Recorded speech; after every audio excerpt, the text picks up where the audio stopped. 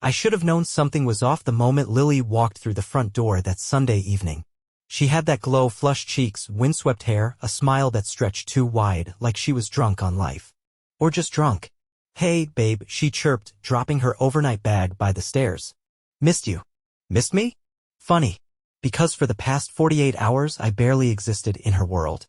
She'd been on a girls' trip to the city, one of those self-care weekends with yoga, overpriced cocktails, and too many selfies. That's what she called it anyway. I didn't question it.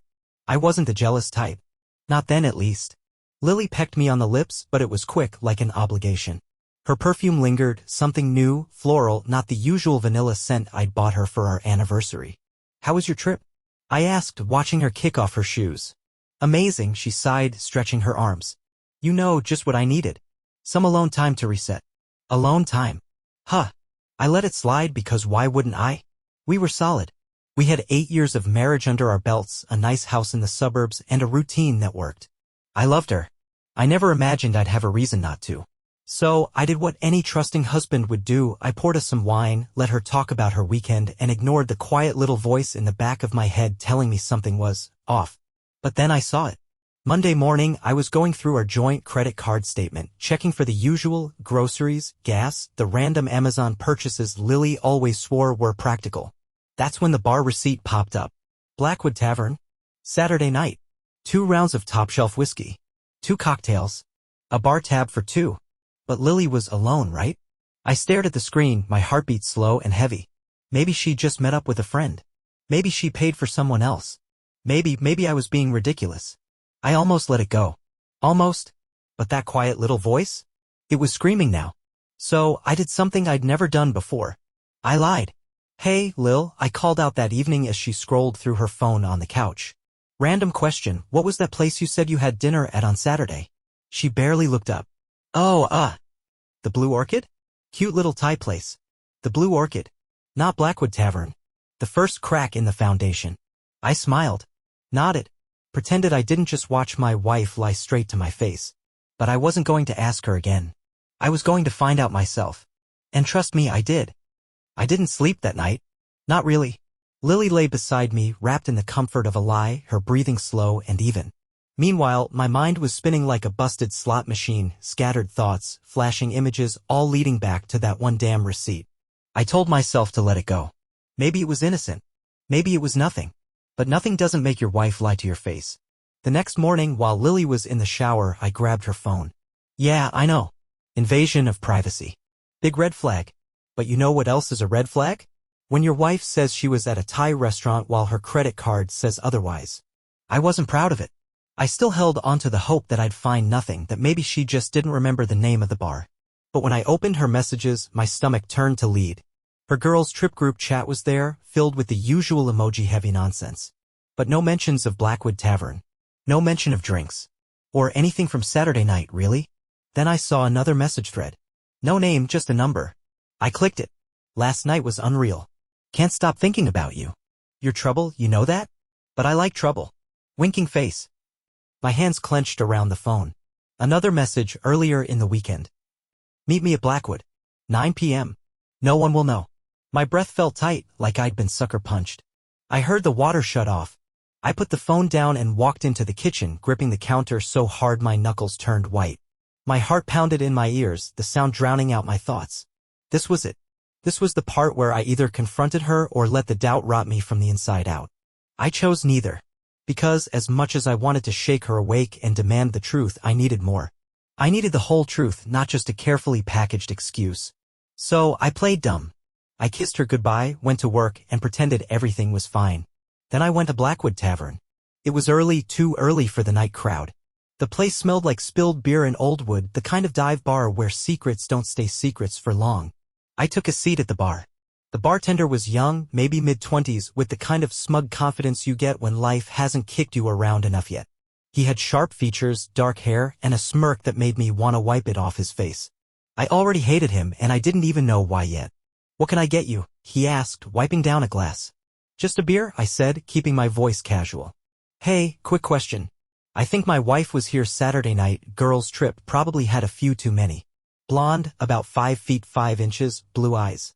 Ring a bell?" His hand stilled for a fraction of a second. Just a flicker, but I caught it. Nah, man. We get a lot of people through here, he said, setting the beer down in front of me. Hard to keep track. Liar. I sipped my beer, studying him. You sure? She mentioned having drinks with a bartender. Thought maybe she was talking about you. He smirked. She's got good taste, then. I forced a chuckle. Yeah, I guess so. His confidence returned. He leaned on the bar, eyes glinting. Hey man, if she was here, I hope she had a good time. That's all that matters, right? The way he said it. That was what did it. The cocky grin. The way he looked at me, not like a stranger, but like a winner. And I knew. I knew exactly who this guy was. I walked out of Blackwood Tavern with my stomach in knots and my blood running hot. She wasn't just having an affair. She was having an affair with him. And what was worse?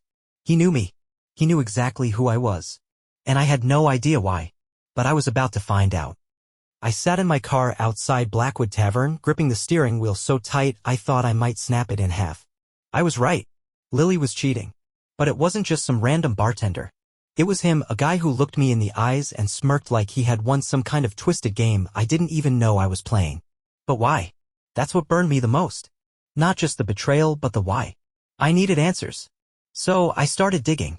That night I did something I never thought I'd do. I went through everything. Lily's texts. Her emails. Her location history.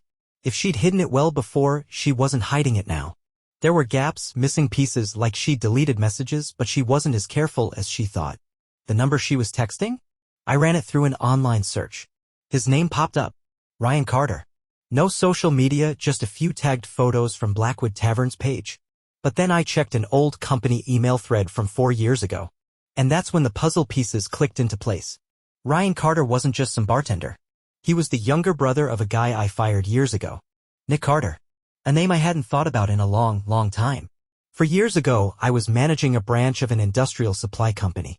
Nothing glamorous, but it paid well.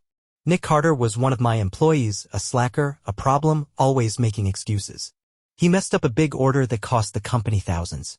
And when I fired him, he lost it. Yelled. Threatened me. Said I had ruined his life. I didn't care. I had a job to do. But now? Now his little brother was sleeping with my wife. And I suddenly doubted that was a coincidence. I played it cool. Didn't say a word to Lily. Not yet. Instead, I made a plan. First, I needed proof. Solid, undeniable proof. The kind she couldn't lie her way out of. The kind that would break her. So, I followed her. Yeah, I know how that sounds. Creepy. Desperate. But when your wife is sneaking around behind your back with a guy who has a personal vendetta against you, you do what you have to do. The next night, Lily told me she was going to catch up with some friends. I kissed her goodbye like the fool she thought I was, waited 15 minutes, then got in my car and followed her. She drove straight to Blackwood Tavern. Not a shock. What was a shock? She didn't even look around before walking in, like she wasn't even trying to be careful anymore. Like she was comfortable. Like this had been going on for a while. I parked across the street and waited. 15 minutes later, she came out. With him. They didn't just walk out like two people who happened to be in the same place. No. They walked out together, her arm brushing his, her head tilted up, laughing at something he said. Then, right there, on the sidewalk, she leaned in and kissed him. Not a quick peck. Not a mistake. A real kiss. The kind that meant something. The kind that meant this wasn't some fling. And just like that, something inside me snapped. I could have gone home right then. Could have gone inside, waited for her to return, and confronted her with what I knew. But I didn't. Because now? Now I knew this wasn't just cheating. This was revenge. And I needed to know just how deep it went. So I followed them. They drove together back to a motel on the edge of town. Classy. I parked far enough away that I wouldn't be seen, but close enough to watch them walk into a second-floor room. And then? I waited. I waited for hours. Long enough for the reality of it to sink in. This wasn't a one-time mistake. This wasn't something she could take back. My wife, my Lily, was in that room with him. Doing things she was supposed to only do with me. And worst of all, I let her. Because I needed her to dig her own grave. And by the time she walked out of that motel room, she had no idea her life was already over. I didn't go home that night. Instead, I sat in my car, parked just outside that seedy little motel, watching the door of room 214 like it held the answers to every mistake I'd ever made. Because, in a way, it did. Lily was in there. With him. Ryan Carter. The younger brother of the man I'd fired years ago. The same guy who had looked me in the eyes at Blackwood Tavern, knowing exactly who I was while I had no clue who he was. This wasn't just an affair. It was revenge. And I was about to return the favor. Around 1 a.m., the door finally opened. Lily stepped out first, adjusting her dress like she was some teenager sneaking out of a boy's house, not a grown woman leaving a cheap motel where she just destroyed our marriage. Then came Ryan. Smug as ever. Shirt unbuttoned, a cigarette dangling from his fingers. The same smirk stretched across his face, the one he wore when I sat across from him at Blackwood Tavern, clueless that he was sleeping with my wife. He kissed her. Right there in the parking lot. Like he wasn't afraid. Like he thought he owned her now. She giggled, whispering something in his ear, and I gripped the steering wheel so hard my knuckles turned white. Then they got in separate cars, her back to her home, him somewhere else. And I followed him. He drove to a tiny, rundown apartment complex on the other side of town. One of those places where the porch lights don't work and nobody calls the cops because nobody wants cops in their business. Perfect. I waited until he was inside. Waited another 15 minutes. Then I got out. I didn't knock. I kicked the door in. Ryan barely had time to react before I had him pinned against the wall, my forearm pressing against his throat. Surprise, I growled. His eyes widened just for a second before he grinned. The arrogance. The nerve. I was wondering when you'd figure it out, he said, voice strained under my weight. How's Lily? Wrong answer. I grabbed the front of his shirt and slammed him against the wall so hard a picture frame fell. Is this fun for you? I hissed. Huh? Sleeping with my wife? Laughing behind my back? Ryan didn't even flinch. She seemed to like it, he said, voice dripping with amusement. A lot. Snap. Something inside me broke. I pulled back and sent a fist straight into his jaw. His head snapped to the side, but the grin never left his face. That's what got me. Not the affair. Not the fact that my wife had thrown everything away for this. It was that he was proud of it. Like he had won. I grabbed him by the collar and threw him onto the floor. He coughed, wiping blood from his lip, laughing like this was all some big joke. Man, you should have seen your face at the bar, he chuckled. So clueless. I kicked him in the ribs, cutting him off. Still funny? I asked. He groaned, but even through the pain, that damn smirk never left. You don't get it, do you? He coughed, struggling to sit up. This wasn't about her. I don't give a damn about Lily. I froze. Ryan leaned against the couch, rubbing his jaw, eyes locking onto mine with pure hatred. This was about you, he spat. About what you did to my brother. You mean when I fired him?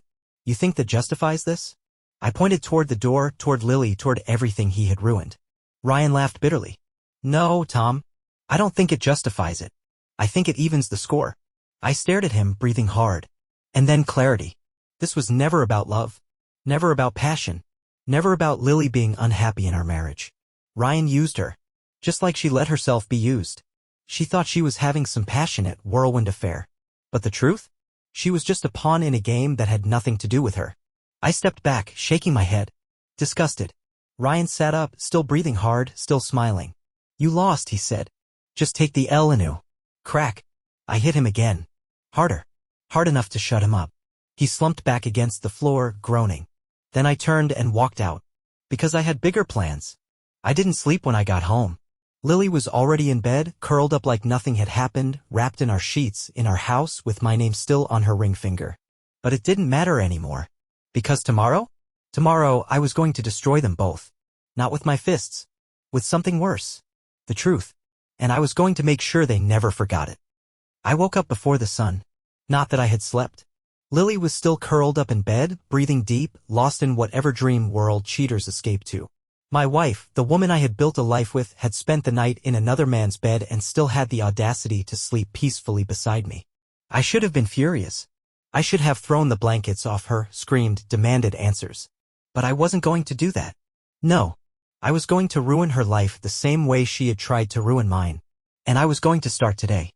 She barely stirred when I slipped out of bed. I moved through the house in silence, gathering what I needed. Bank statements. Credit card transactions. The mortgage paperwork. Every single document that tied us together. Then I opened my laptop. Lily's texts. Her emails. Everything was still there, the pieces she had failed to delete. She was careless. Overconfident. She thought I'd never check. So I started printing everything. By the time Lily woke up, I had a stack of receipts waiting for her. She stumbled into the kitchen in her robe, stretching, yawning like nothing was wrong. Like she wasn't a liar. Morning, she mumbled, rubbing her eyes. You're up early. I took a sip of my coffee and smiled. Yeah. Had a lot to think about. She blinked, finally noticing the papers spread out on the table. Her entire affair. Right there in black and white. And then? The fear hit her. Her eyes darted across the receipts, the printed messages, the hotel charges, and then back to me. Tom, what is this? I tilted my head, playing dumb. You tell me, Lily. Her face went pale. This isn't, where did you get this? She reached for the papers, but I slapped my hand down on them before she could snatch them away. You lied to me, I said, voice calm. Too calm. You told me you were at a Thai restaurant, but you were drinking with him. You told me you were alone, but you were in a motel. And you know what? I wouldn't have even known if you hadn't been so damn careless. Lily's breath hitched. I can explain. I laughed. Explain? Oh, I'd love to hear this. I leaned back, crossing my arms. Go ahead, Lily. Explain. Tell me why you've been sneaking around with a guy who, oh wait, this part's my favorite, only slept with you to get revenge on me. The way her face dropped? Pure gold. She froze, lips parted, hands gripping the edge of the table like she needed something to hold onto. What are you talking about? She whispered. Oh, you don't know? I raised an eyebrow. Ryan Carter. Nick Carter's little brother. The guy I fired 4 years ago after he nearly tanked my business. I leaned in. This wasn't love, Lily. This wasn't some whirlwind romance. You were just a tool. She shook her head violently, stepping back like I had hit her. That's not true, she breathed. Really? I tossed my phone onto the table.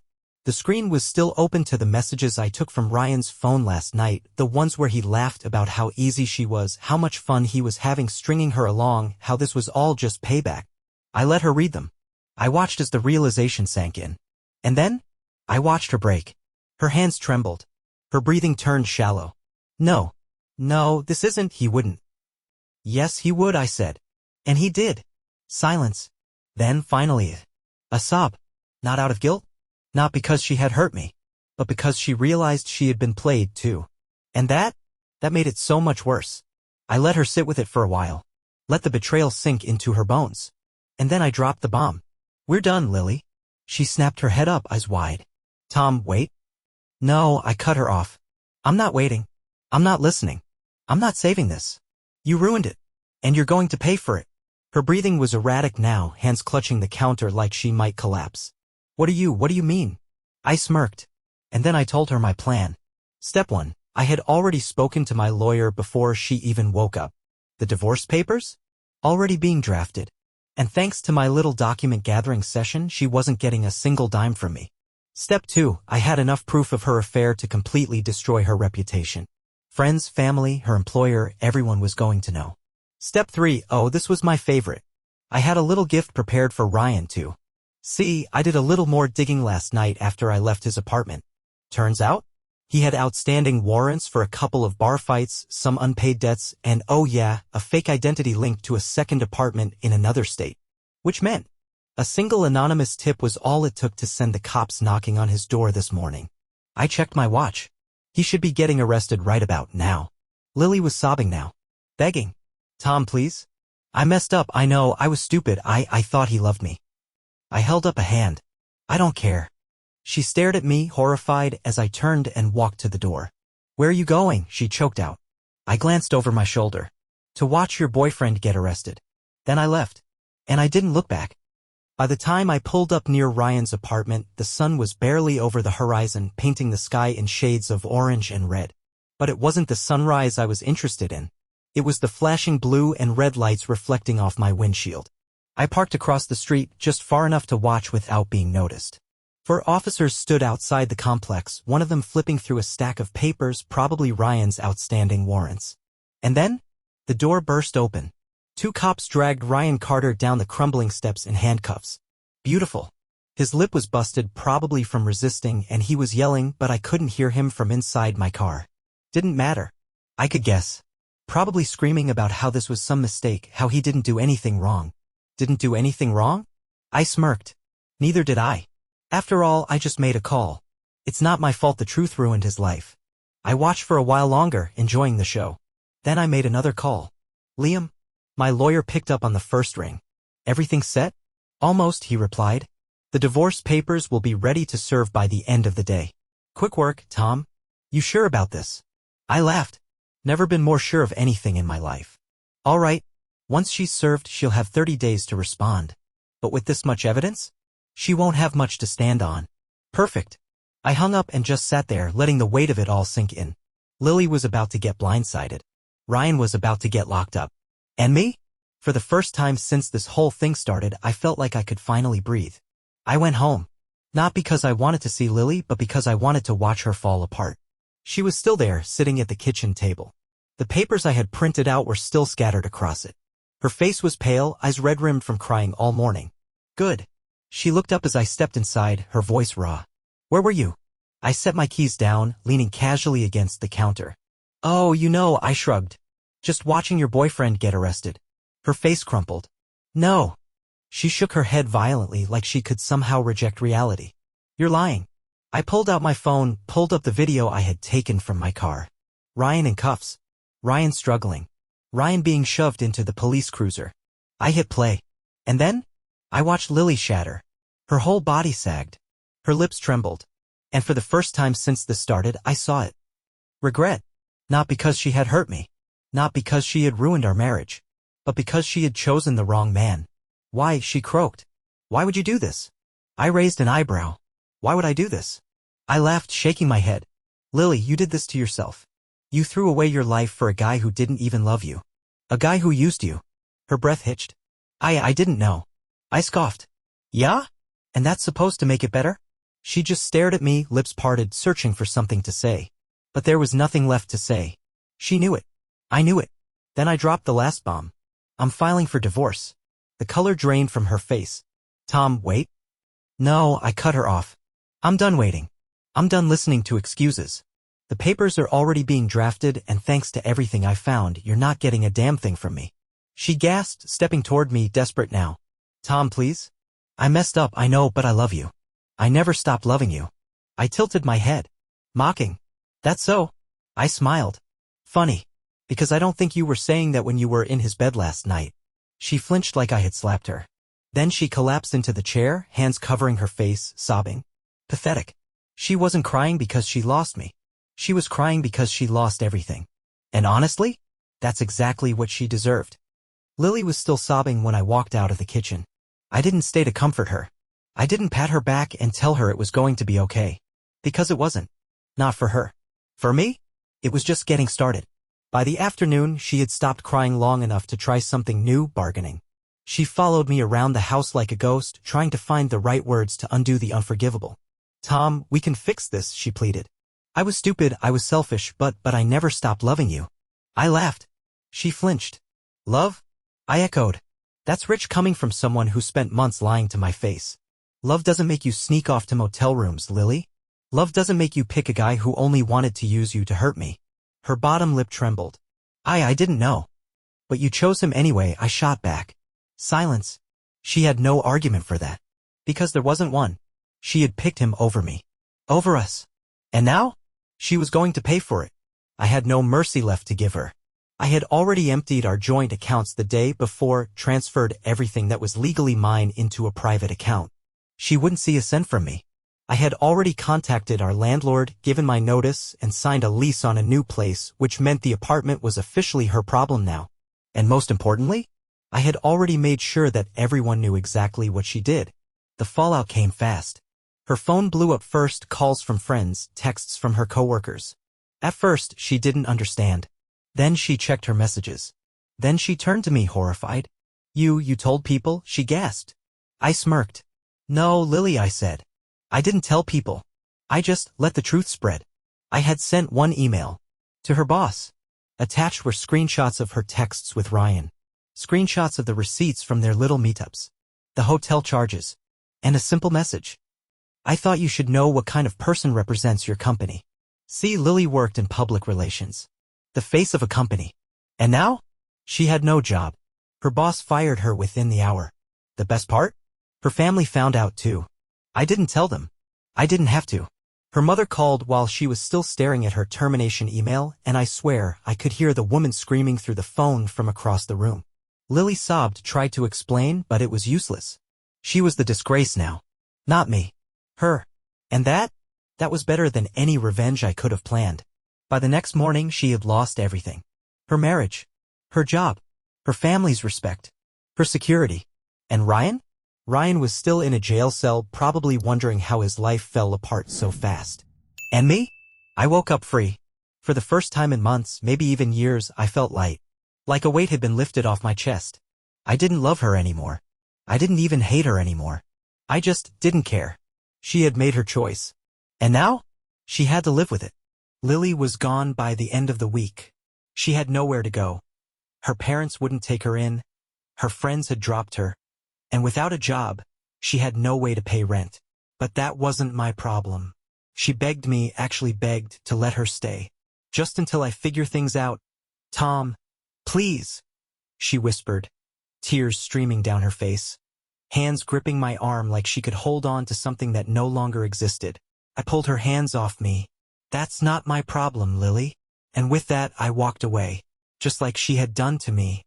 Only difference? She had somewhere to run to. I had made sure she had nothing.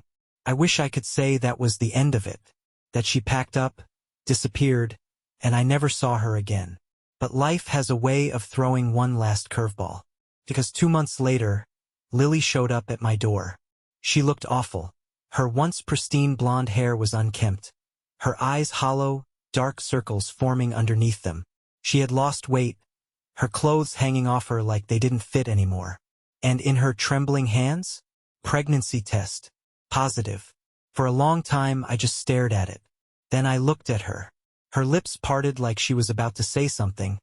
But she didn't. Maybe she was expecting me to be angry. Or maybe she thought this would change something. But all I felt? Nothing. Absolutely nothing. You're sure it's his? I asked finally, my voice empty. She flinched, like she had hoped I wouldn't ask. I don't know, she admitted. I swear, Tom, I don't know. And that told me everything I needed to know. She begged me to talk, to figure this out, to do the right thing. I laughed in her face. You want me to step up for a kid that might not even be mine? I scoffed. After everything you did? You must be out of your damn mind. But what if it is yours?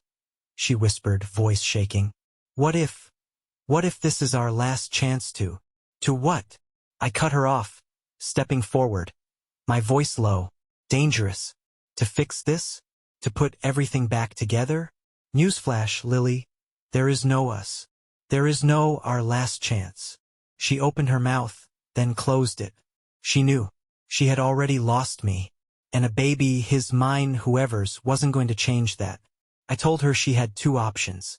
1, get a paternity test when the baby was born. If it was mine, I'd handle it legally, child support, custody, the works. But I wasn't going to be with her. Ever.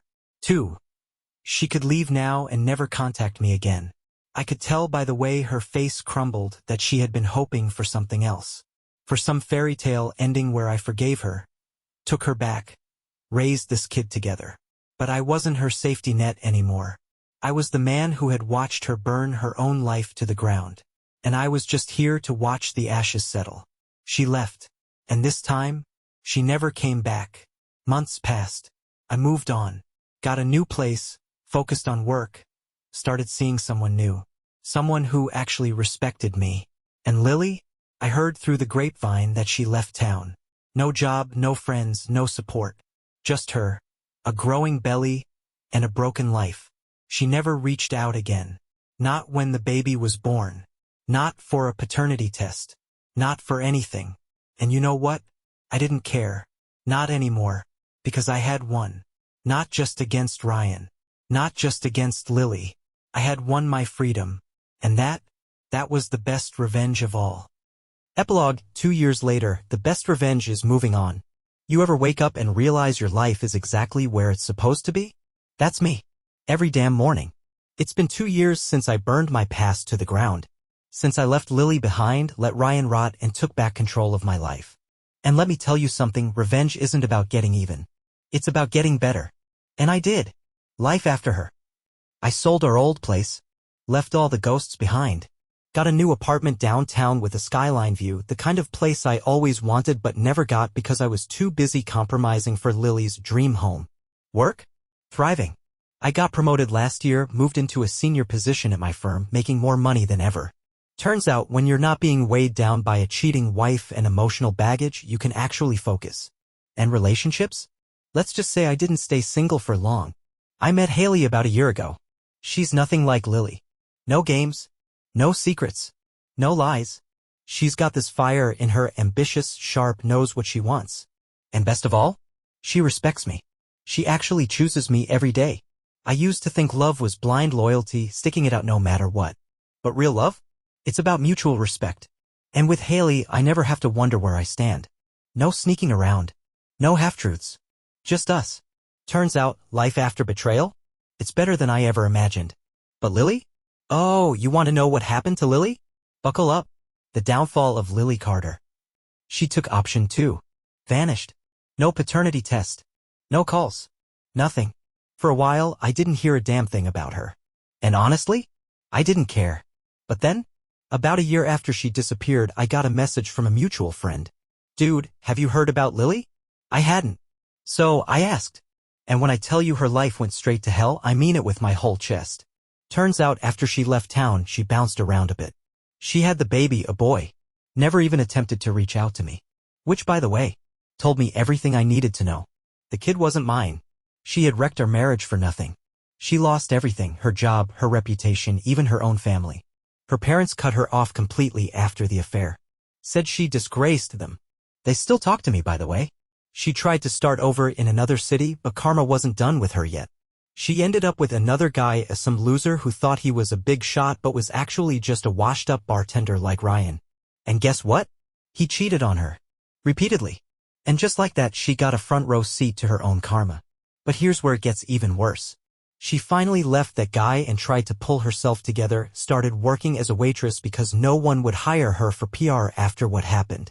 She was barely scraping by, living paycheck to paycheck. And then, Ryan got out of jail.